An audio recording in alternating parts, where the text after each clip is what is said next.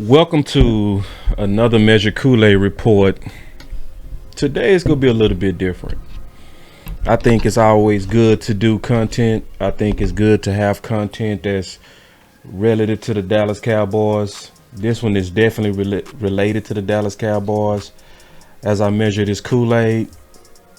But this is going to also allow people to kind of understand me, and I think the OC a little bit better. Because I know me. I'm very aggressive. I'm somebody that like to keep my eye on the prize. I'm somebody that don't get distracted when obviously I see a particular obstacle in the way. I go right at it. So sometimes that can frustrate fans. Like, for instance, like obviously the Dallas Cowboys was doing good last year and the year before that. 2 12-5 seasons. It's nothing to sneeze at. That's great. By any standard, that is a good 2 seasons. But the whole time we was 12-5, I kept my bullseye on Kellen Moore. I intentionally kept my bullseye on Kellen Moore. And that did frustrate some people that follow this channel. The whole time we was 6-1 and we moved to La'el Collins at right tackle, I was never happy with that because I knew Steele was the better player and gave us a better chance of actually beating San Fran because of the massive push that he was getting in 2021. So for those who might not understand what drives me, I'm going to tell you my background a little bit, and I think you'll understand me a little bit more. I'm going to just give you a story that's a true story that happened to me that also made me the type of man that I am now. And for those who sometimes don't relate to the type of spirit that I have, you might relate after I tell you my background story. And so I blame this on Lawrence McCullough, a guy named Lawrence McCullough. When I was in the 3rd grade, I was always an exceptional athlete. And I was a combination of a long distance runner and a sprinter. Usually you either one or the other. I was both. So I could outrun you on a sprint and I could outrun you if it was a 2-mile run. I won everything when it came to racing, anything, right? So we had a tournament, right? And it was for the entire 4th grade class. So we had a lot of different classes, 4A, 4B, 4C, 4D, all the different classes. So it was maybe about 200 of us. And we had to race until it got down to the final 2 in a tournament. And it took a whole year to complete that tournament. So you had to basically win or get wiped out. That's how it went. So it was the last race of the year. And it was me and Lawrence McCullough. This is a true story. So my coach at the time, Coach Reggie, he say, well, you know, you just got one more race and you the champion. You the 4th grade champion. And I'm like, oh yeah, I'm gonna take him out. Cause I never lost the whole year. 100% won everything. I didn't win. I didn't lose nothing. And so we had to run around the school, and it was a blind area where portables were. And when you was coming to the finish line, it would finally open up to where you could see the finish line. And that's where all the 4th graders were, right? All of them waiting to see who could be the best athlete. So I smoke him out the gate. I mean, I put him in dust like I did every time. Smoking him like a pipe. I hit the corner. I look back, he way behind me. I'm like, oh yeah, this is easy. So I start coasting. I'm coasting. And then I hit the portables where it's a blind spot. Nobody could see us after this. It was a mystery now of what's getting ready to happen. So I hit the portables, and right before I'm finna come out to where we make our last sprint to the finish line, I hear my name, Marcus. And I turn around. Lawrence McCullough was on the ground. He fell.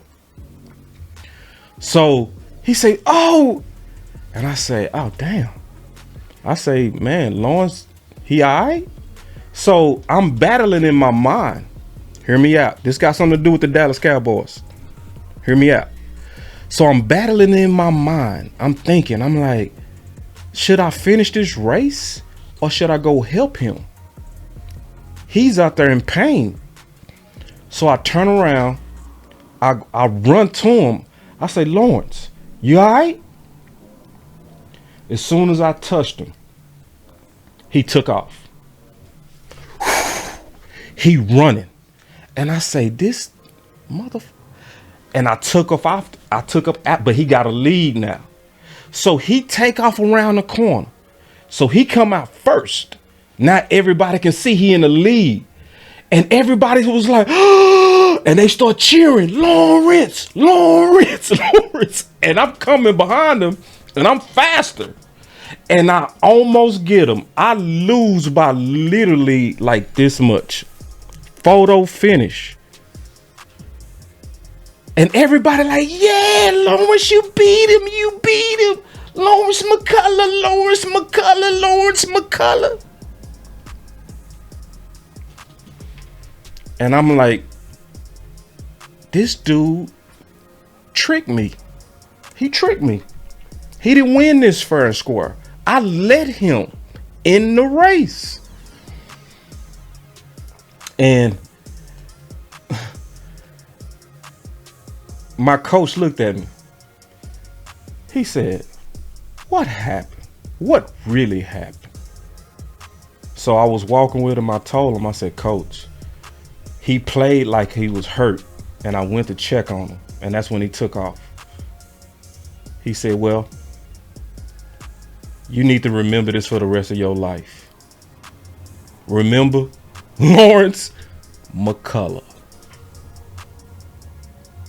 And I learned that day about being too nice and allowing people to catch me. When you have a lead, you finish the race. Don't check on people. Don't be nice to people. Finish your race. What does that have to do with the Dallas Cowboys? And why do you see the OC and now the way that we are? You see the OC and now the way that we are because of experience like Lawrence McCullough. So for like 2 years in a row, for instance, we've had big leads on Philly. Big leads. Just like I had on Lawrence McCullough. Big leads. We had the athletes. We was running them. But they also was like Lawrence McCullough. They didn't quit. They stayed with it. And they was aggressive. While we was playing and allowing Mari Cooper to go to another team and doing goofy stuff, real goofy, like signing Gallup off of ACL, but expecting him to perform like Amari, they was just like Lawrence McCullough. They was going over there signing AJ Brown. They was doing different things to be aggressive, to win by any means necessary. The whole time we had the lead, just like I did on Lawrence McCullough. So when I see us doing things that I feel like can hurt us from a championship, I think about Lawrence McCullough. And I think about my coach who looked me dead in my face and he said, never forget this. Never forget Lawrence McCullough. Never. And I didn't. So when you come to this channel and you see me not just cheering at all the good news, but greedy about situations that can hurt us, and I'm attacking left guard or I'm attacking Kellen Moore, it's not because I'm against Kellen Moore. I was against what I was seeing. I was seeing Lawrence McCullough, to where we have a great team with the Dallas Cowboys, a great team. And I don't want us to start resting in our laurels.